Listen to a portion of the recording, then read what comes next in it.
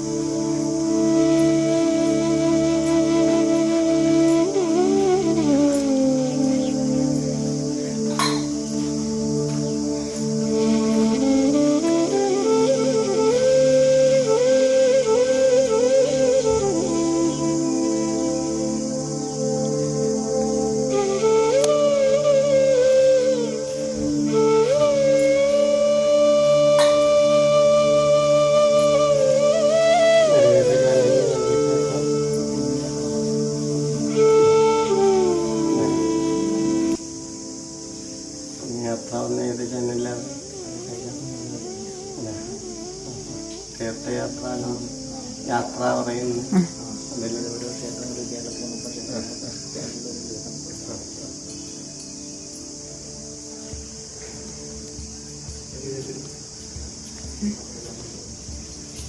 പിന്നെ ഇരിക്കാനാ.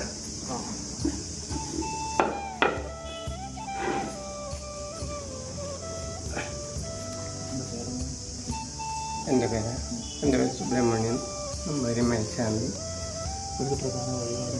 പ്രധാന വഴിപാട് ശ്രീരാഘപുരം ക്ഷേത്രമാണ്. ഹനുമാരമ്പലം അറിയപ്പെടുന്നതാണ്. എത്രയോ വർഷങ്ങൾക്ക് മുമ്പ് ഇവിടെ നടന്നു വരുന്ന ക്ഷേത്രമാണ്. ഒരുപാട് കാലം പഴക്കമുണ്ട്. അത് നമ്മൾക്ക് പറയാനാവില്ല, അത്രയും പഴക്കമുള്ള ഒരു ക്ഷേത്രമാണ്. പിന്നെ ഇത് 237 ഇല്ലക്കാർ സഭ അവരെ ഒരു ഊരായ്മ ക്ഷേത്രമാണ്. ആ ക്ഷേത്രത്തിൽ ഈ ക്ഷേത്രത്തിൻ്റെ പ്രത്യേകത പിന്നെ രാവിലെ പ്രഭാതത്തിൽ 4:30 മണിക്ക് നട തുറക്കും. 4:30 മുതൽ ഉച്ചക്ക് 12:30 വരെ, 12:30ക്ക് നട അടക്കുന്നു.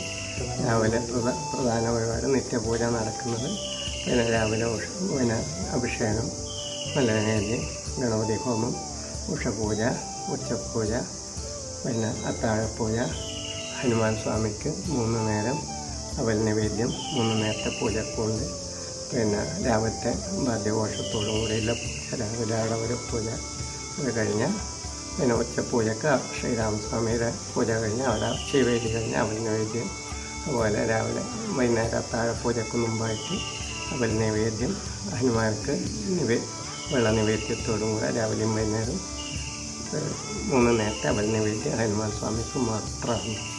ശ്രീരാമസ്വാമിക്ക് കടുംപായസും പിന്നെ വഴിപാടും നേരത്തെ നിവേദ്യങ്ങളും മറ്റ് പൂജ കാര്യം, വിശേഷാൽ നിർമ്മാലകൾ, നിത്യപൂജയെല്ലാം അതെല്ലാമാണ് ഇവിടുത്തെ ഉദയാസ്തമാനം.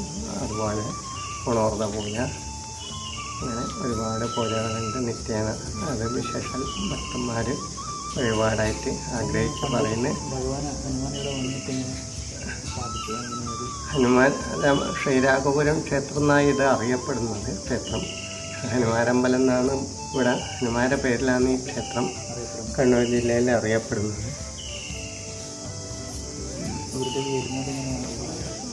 വഴി പഴയങ്ങാടി വഴി വന്ന് പിന്നെ ട്രെയിനിൽ വരുന്നുണ്ടെങ്കിൽ പഴയങ്ങാടി വഴി പിന്നെ ഇറങ്ങിയിട്ട് ഇവിടെ പിന്നെ എരിപുരം വഴി മടായിക്കാവ് വഴിയാണ് ഇവിടെ വരിക. അമ്പലം റോഡിൽ നിന്ന് നേരെ ഇങ്ങോട്ടേക്ക് അമ്പലമുക്ക് പറയും ഇവിടെ, ജംഗ്ഷനിൻ്റെ ഇവിടെ. അവിടെ നേരെ ഹനുമാരമ്പലം. ഇവിടെ ചെമ്പരിക്കുണ്ട് പുഴേൻ്റെ മുമ്പിൽ ഭാഗത്തായിട്ട് നട, പടിഞ്ഞാറോട്ട നട. ഇവിടെ കിഴക്കോട്ട് ഹനുമാൻ സ്വാമിയുടെ നട. പിന്നെ അകത്ത് ശ്രീരാമനും ലക്ഷ്മണനും സീതാദേവിയും പട്ടാഭിരാമനായിട്ടുള്ള പഞ്ചലോക പ്രതിഷ്ഠയാണ് ഇവിടെ പ്രധാന മൂർത്തിയായിട്ട്.